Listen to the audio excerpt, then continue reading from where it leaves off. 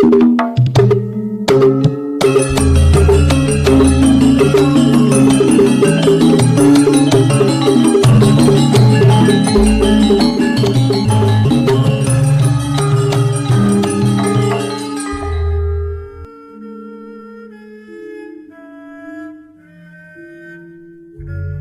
Ibu, para kadang kinasih, simbah-simbah lan adik-adik, para rama suster bruder berkah dalam Gusti, sugeng rawuh wonten ing PDSK channel menika.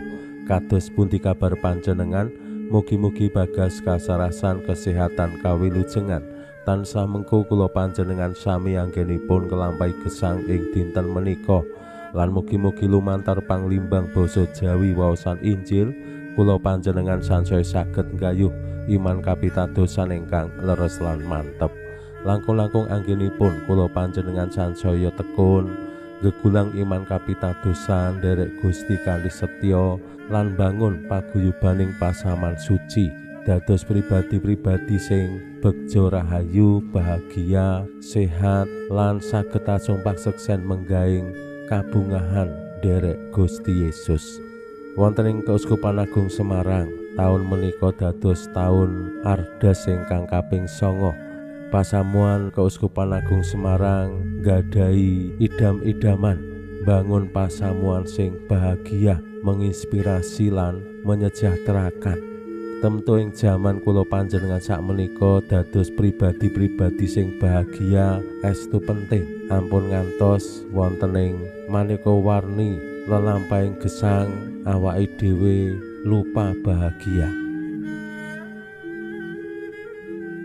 Ngadepi kawontenaning gesang sing kadangkala boten gampil, kadangkala awake dhewe ya rasa rasane namung susah, jegadul, cemberut, awit nggih urip kok abot, kebutuhan kok ora tau ana enteke, duit kok ya mung liwat tok, ora tau iso dicekel, cekel sedilit wis ilang meneh. Saengga lajeng menikmati gesang kanthi penuh kebahagiaan menika lajeng boten gampil.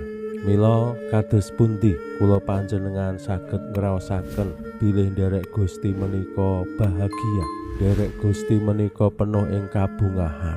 Waosan Injil dinten menika paring pitedah dumateng kula panjenengan sami, Gusti Yesus ingkang rawuh menika ngasta kabungahan, ngasta tatanan gesang ingkang boten adamel tiyang menika lajeng susah sengsara ning begja rahayu.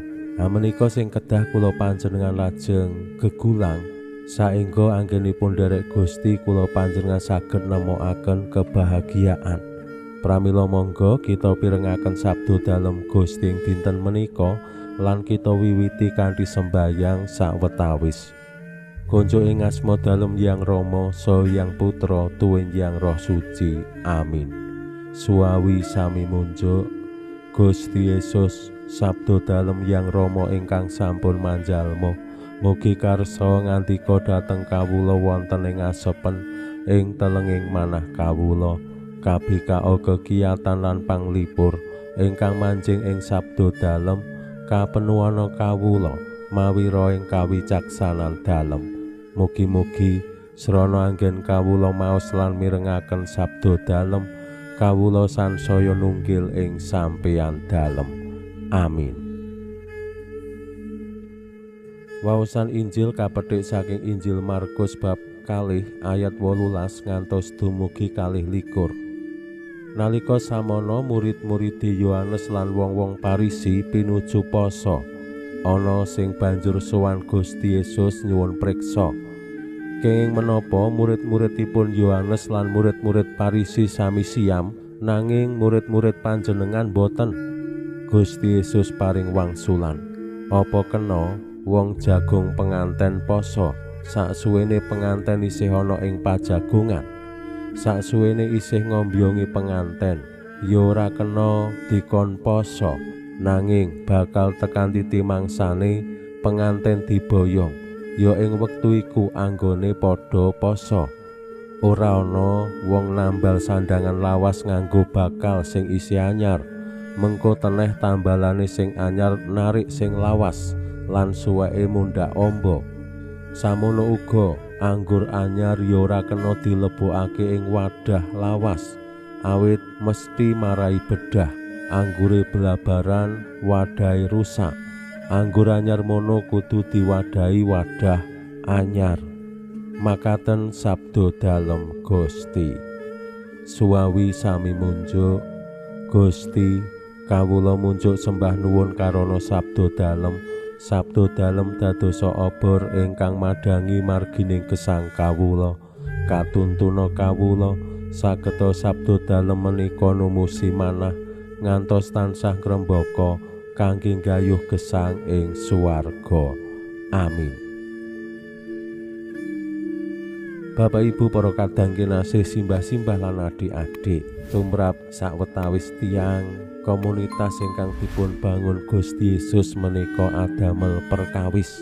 Awit menapa kados ingkang dipun aturaken ing waosan Injil dinten menika, rikala murid-murid Yohanes Pembaptis lan murid-muridipun para Parisi sami siam pranyata murid-muridipun Gusti Yesus boten do poso.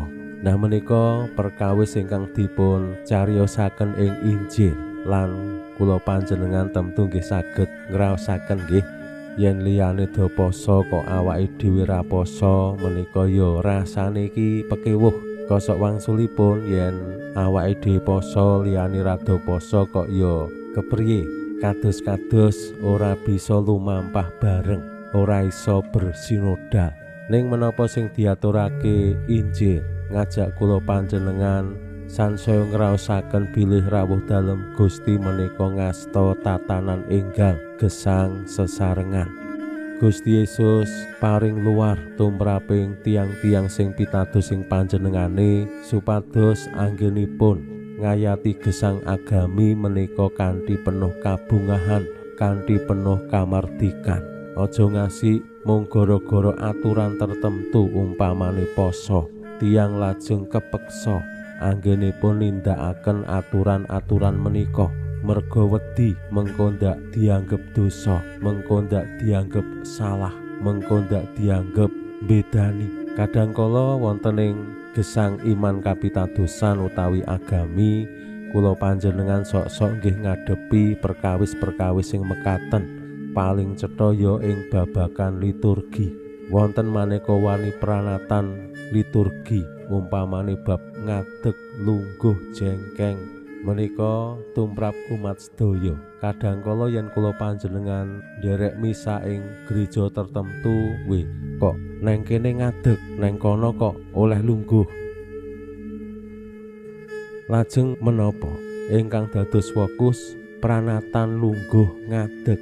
Ning bab kados pundi tiyang anggenipun ngungkapaken iman kapitadosan kanthi penuh kabingahan, kanthi penuh kamardikan menika ora digagas.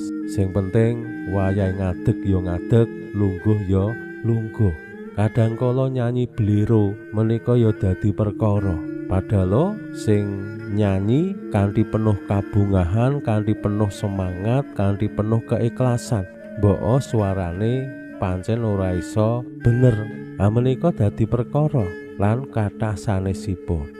Gusti Yesus ngajak para murid dalem supados anggenipun ngayati gesang agami menika penuh ing kabungahan kaya wong jagung penganten. Ya wis wayahe mangan ya mongan mangan, aja ngasih jagung penganten kok malah poso. Jagung penganten menika resepsi lan umumipun resepsi ya mesti mangan andrawina lengkap jangkep saka wedang snack ngasih tekan es krim. Menika swasana ingkang dipun kersakaken Gusti kabangun wonten ing komunitas dalem. Mila yen wonten ing Keuskupan Agung Semarang gadhahi idam-idaman bangun pasamuan sing bahagia, kula kinten inspirasi waosan Injil dinten menika saged dados cara anggenipun kados pundi murid-murid dalam jaman menika nggih saged ngraosaken kebahagiaan nderek Gusti, kebahagiaan bangun komunitas pasamuan suci. Pinuji Allah sak menika sarta ing salami-laminipun, salam sehat, salam bahagia, salam katentreman. Lan mugi-mugi lumantar panglimbang dinten menika kula panjenengan tansah jinangkung ing berkah dalem Gusti ingkang Maha Kuwasa, Hyang Rama saha Hyang Putra tuwin Hyang Roh Suci. Amin.